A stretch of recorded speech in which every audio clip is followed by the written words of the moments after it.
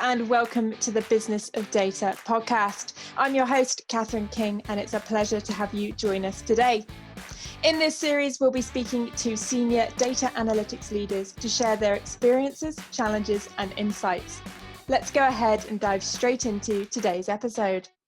Hello, everyone, and welcome to this episode of the Business of Data podcast. Today, we are going to be talking all about platform modernization, specifically how to navigate data platform modernization and legacy thinking, coming out the other side as winners. We know this is a real hot topic right now, so I'm really excited. We've got an episode dedicated to it. Now, to do and chat all about that, we have brought in the wonderful Tracy McDonagh, who is the Assistant Vice President of Life Data Strategy from Amica Life Insurance. Now, for those of you who aren't perhaps as familiar with Tracy, I'll give you a few intro facts here. Now, Tracy is the architect for Amica Life's data strategy and has been responsible for its management and implementation since July 2019. She's got experience as both an external consultant as well as being an in-house company employee, providing her with a nuanced perspective on insurance data and analytics. And then her personally, she is an avid bargain hunter, which I absolutely love, and she loves nothing more than a good Black Friday sale. She also enjoys scrapbooking, reading, and walking as well. Tracy, it's lovely to have you on the show. Thank you so much for joining me. Thank you. Thanks for having me. Now, as is the bod pod tradition, a nosy question has to be squeaked in there first before we get going. Now, I said there that you enjoy scrapbooking. Now, I think I'm right in saying that you've actually kept a scrapbook for your children since they were babies, if that's not correct. Yeah. What do you love about doing that so much? Well, it's just something that I started when my first son was born, and I've kept it up. He's now 21, so I've been pretty diligent about it. But I actually like the fact that you tell a story. And when we were talking about doing this podcast, and I was talking about scrapbooking, I kind of gave it some more thought, and I was like, well, scrapbooking tells a story, but so does data. So it's kind of funny how something that I enjoy to do outside of work actually kind of mimics what I do at work. So absolutely. I think it's definitely a personality that you find people put themselves into their job role. So the fact that, like you say there, that you're interested in telling a story and keeping that up probably really helps your day-to-day jobs. That's really, really fascinating. So you joined Amica Life Insurance just over a year and a half ago. What's been your main focus over the last 18 months? So when I came into Amica Life, they had just started their journey in terms of platform modernization. So that, coupled with building the data strategy, part of what I had to look at was just building these relationships at Amica and really understanding what it is they were facing in terms of challenges with data and where they were hoping to go. And so really understanding the strategic direction of the company and understanding the pain points of where they've been and where they hope to go. And so in doing that, we've been able to put together a strategy that I think will get us into the future and allow us to do a lot with our data. And so as this platform modernization has been taking place, we've also been working to refine and build our new data environment, and it's really exciting. Fantastic. Now, legacy thinking and systems is something that many industries and organizations are still tackling. Just recently in the CDAO Fall conference that Corinium ran, it was a big topic that came up there. And actually the companies who aren't dealing with legacy and the fact that they're so far forward, who are digitally native, and that actually companies like yourself who are still having to wade through the issues of legacy, it's still such a prevalent issue. Now, why do you think this kind of mindset has dogged the insurance sector just for so long? So insurance has traditionally been slow to change, and there's definitely a lot of regulation around insurance. But with life insurance specifically, it's not insurance where it turns around quickly. It's not like a home policy or an auto policy where every year I can decide to, or every 6 months decide to switch. Whereas life insurance, you're in it for the long haul. And so with that, you've got books of business that are very old, and those are sitting on old systems, and companies need to decide as they look at this whole platform modernization process, are they going to keep this data in the old systems? Are they going to convert it? There's time, cost, and money associated with it. So, it's definitely something that plagues insurance, and each company is going to handle it differently. Fantastic. I think that's such an interesting point, that actually, like you say, the policies are definitely a longer lifetime than say car and home. And I think that's a really interesting point to make. And actually, we are very often, and I'm guilty of it myself, just saying insurance as a broad term, but actually the different products within that do suffer very different issues. And it's probably fair to say that life insurance do tackle legacy far greater the issues than other policies.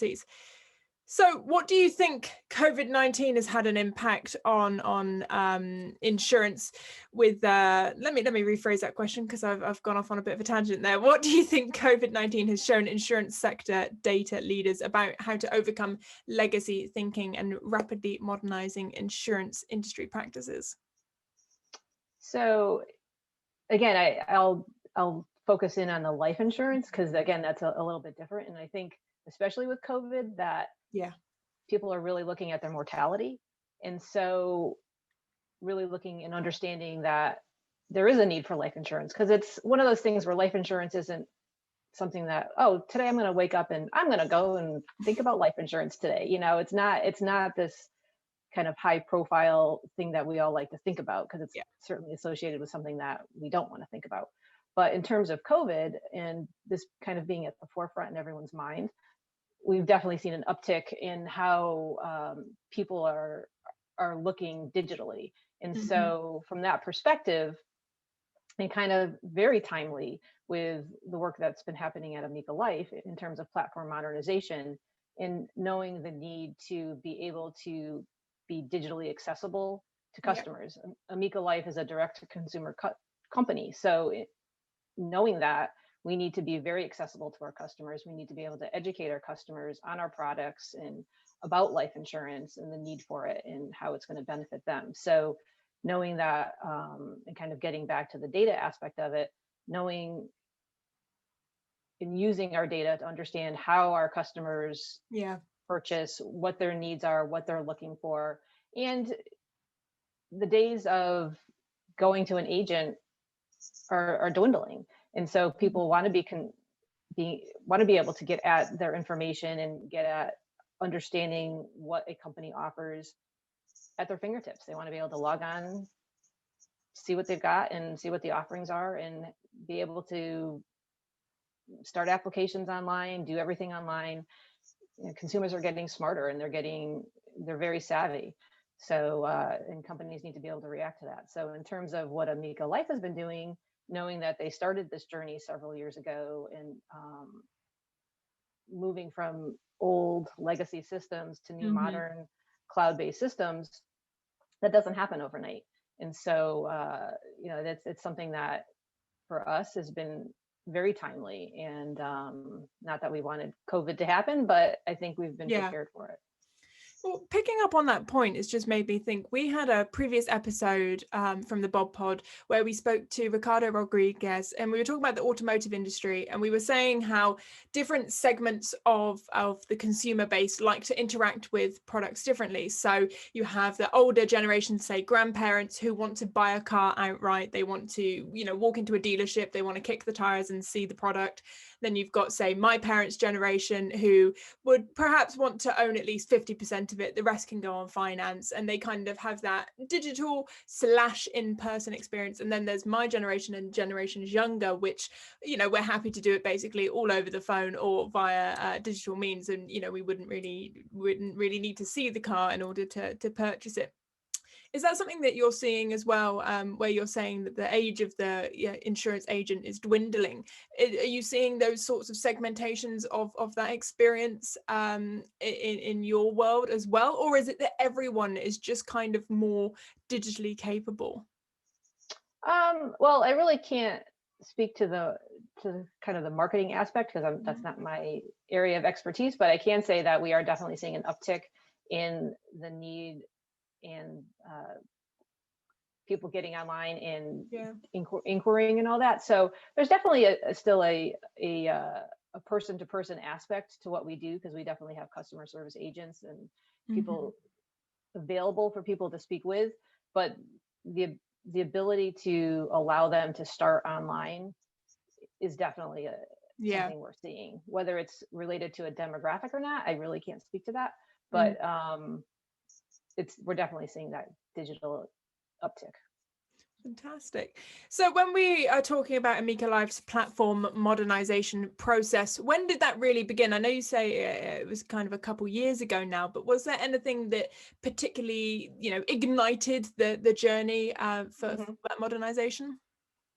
So speaking with my colleagues, because this was prior to me coming to Amica, it was back in about 2016 when they were looking at the strategic plan for the company and in asking themselves, what is it that's holding us back from doing what we want to do? It always came back to technology. And so they quickly realized that if they were going to move forward and grow the company and continue to meet customers' needs, they needed to look at their platforms and their systems that were really truly holding them back. Fantastic. A workman's only as good as their tools is what springs to mind for that answer. So what have been the key areas that you have focused on with this modernization in terms of the platforms and the processes, and why for you have they been kind of the key areas that you've continued to work on? So there's several key areas during this modernization process.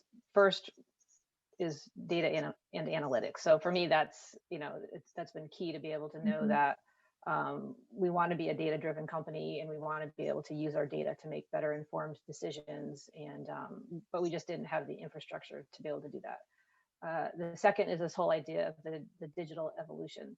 So the fact that customers really want that digital experience, and we need to be able to provide it for them. Another area is definitely the policyholder self-service. So giving policyholders the ability to look up their information, do online transactions, provide them information in those FAQs so they have information at their fingertips, and just making it easier. What we do at Amica Life is products that are easy for our customers to navigate. And so we want to make sure that not only are we providing the products, but we're providing a process that allows them to be able to do that. Brilliant. Now, before I jumped on this call with you, Tracy, I was scrolling through LinkedIn and I saw a fantastic quote that often people are resistant to change because they're thinking about what they'll lose rather than what they'll gain. So I'm keen to know, when you were transforming the systems, if you had any resistance towards this transformation, perhaps from company stakeholders, executives and whatnot, and who are used to legacy thinking and that way of working. I have to say, from what I've experienced so far at my time at Amica Life and at Amica, and based on asking my colleagues about this, because I've been curious about this as well, it really has been a very good experience for us. People have been very receptive to this transformation, because I think there's been so many pain points with our old systems that people really are looking to see a positive change with these new modern platforms that we're offering. So it's really, I think from a user experience in terms of the customers, and then just an internal experience and using these systems and supporting the customers, that I think there really hasn't been a lot of resistance to change. So I'm keen to, given that you've had such a positive experience, which is fantastic to hear. As I said in the introduction, many people are working through the same sort of transformation. And I know there'll be many listeners here that perhaps haven't had the smoothest transition and are, receiving any resistance. Do you have any advice to give them on how to get buy-in for this type of transformation? So I would say, communication is always key, and really explaining, why you're doing what you're doing and why there's a need to do it.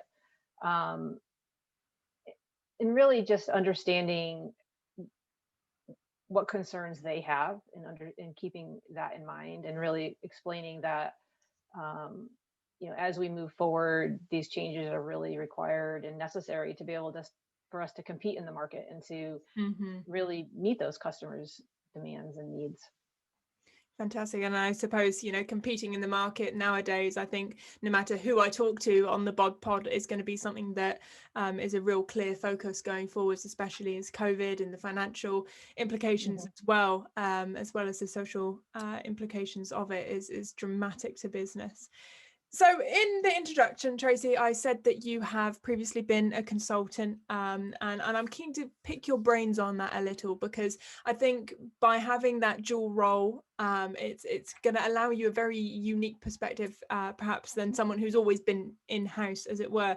So, as I say, before joining Amica, you were a consultant. What would you say are the key differences between working in-house and then as an organization's AVP of data strategy, and then coming in one as a data consultant?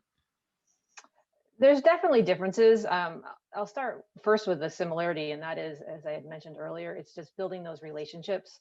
And Mm-hmm. so, especially working for a company the size of Amica, um, just understanding that those relationships are really important to be able to develop what you want to develop.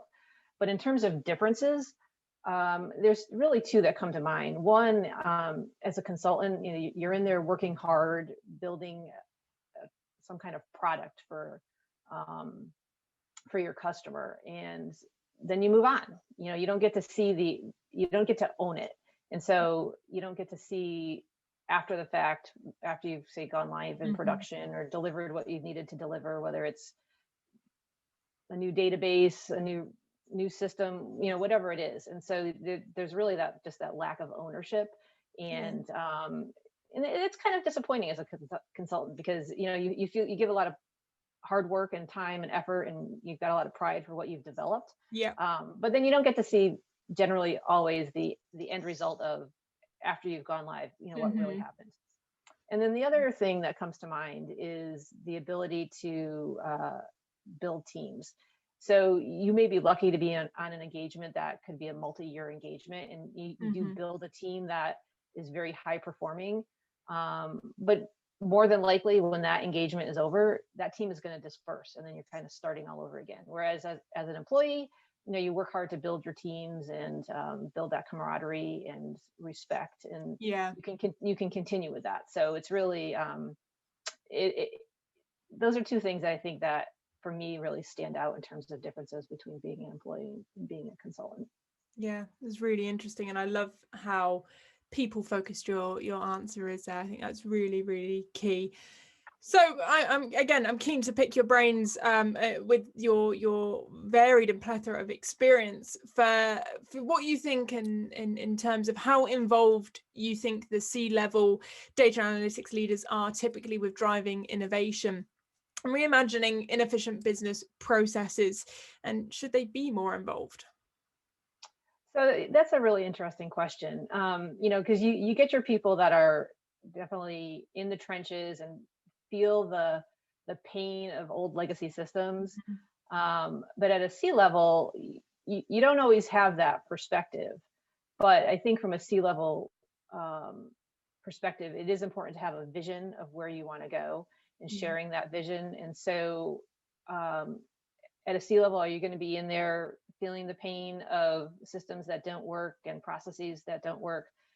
Probably not 99.9% of the time. But I Yeah. think you're definitely going to hear when there are problems. And I think aligning your vision with how you can move the company forward and getting past that legacy thinking Mm-hmm. is really important. And so I think knowing that it starts with a vision and moves on. And I think even with Amica Life, knowing that they were looking at, what is the strategic vision for the company, and knowing that a lot of it was tied to needing to modernize their platforms. It was really important. And so I think, and that funnels down. So. Fantastic. Now, something that we've discussed on other episodes is educating educating the board on different things, like you say, making sure that communication flows upwards as well. So, do you think that data leaders need to do more to educate their boards about the what's possible with the latest data-driven technologies, or do you think they don't really need to know too much about that? Oh, I definitely think they need to be aware, and I think I would say for the most part, board members working with their own companies are very aware, because my tagline is it's all about the data. And so everyone is very much aware of what's going on with data today. And the technologies are constantly changing. It is unbelievable the amount of technology out there and that is offered. I think where, especially in insurance, where it gets different is that there's technology, and then there's tying the business to the technology.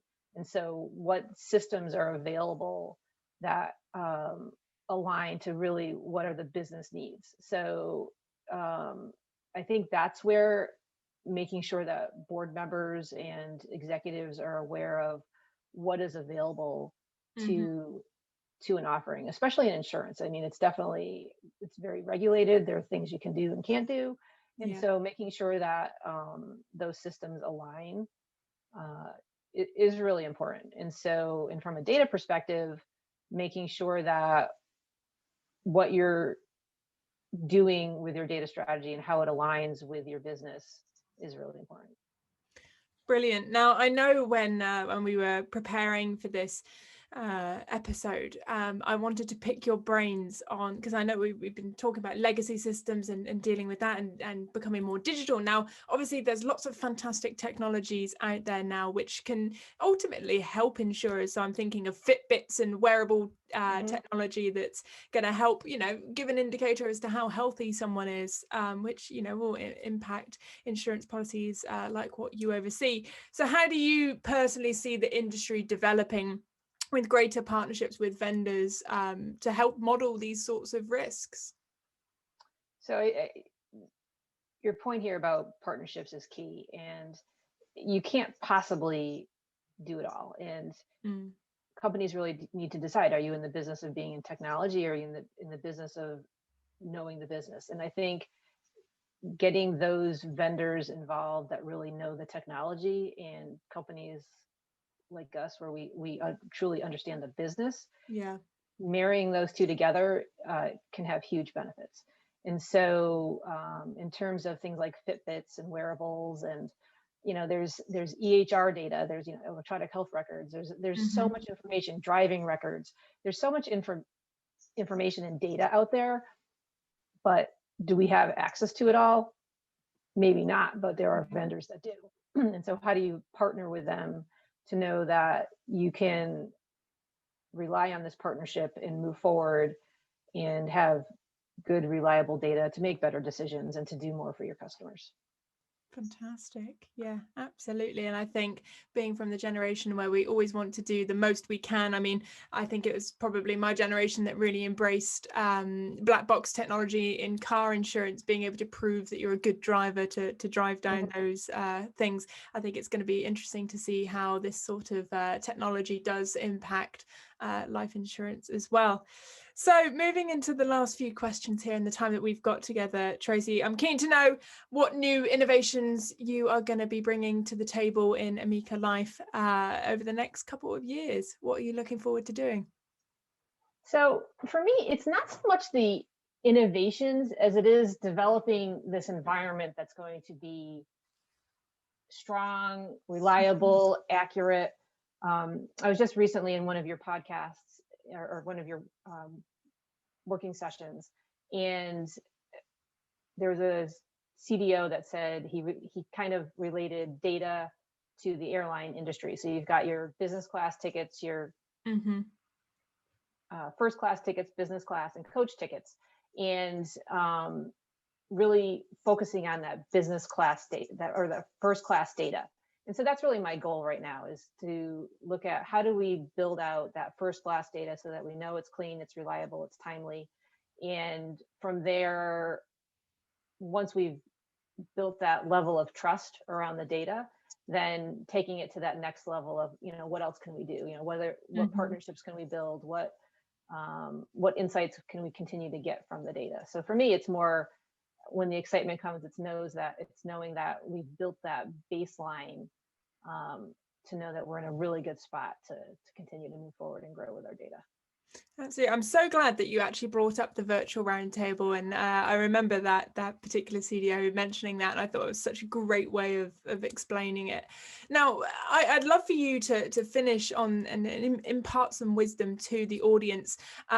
You've attended our virtual events, you've attended conferences, roundtables, and obviously you're on the Bod Pod today. So you are very, you're an active thought leader in this space. What advice would you give to someone who's perhaps a little reserved about attending these sorts of things and networking with others, especially the female executives? I approached someone with a very very senior title, and she didn't feel confident because she didn't think she'd be able to speak at these sorts of things. What sort of advice would you give to someone like that?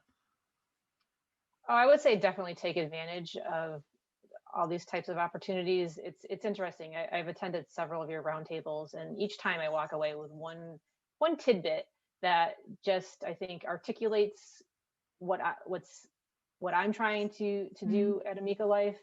And it's just good to get different perspectives, because this is an environment that is constantly changing.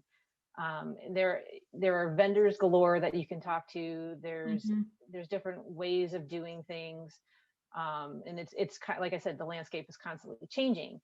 But when we get back to our roots of what it is we need to do, and kind of going back to that whole idea of first class data, there's things that are going to be tried and true, and there's things that you're going to be able to try new that are going to get you further. So I would say, just don't be shy about learning and exposing yourself to different areas, because there's always something new to learn. Fantastic. And on that, thank you so much for joining me today, Tracy. It's always a pleasure catching up with you, and I'll hopefully speak to you real soon. Great. Thanks so much for having me. This has been wonderful. What a brilliant conversation. I always love catching up with Tracy. I think what was really interesting there for me was actually the journey that Tracy has been on with the team in Amica Life, and how actually it's not just platform transformation, but data and digital as well, and all the things combined together to make one ultimate transformation. And it's so great to hear that she's had positive support from executives, as I know that's not always the case. So a real nice positive message to come out of that podcast episode, I think.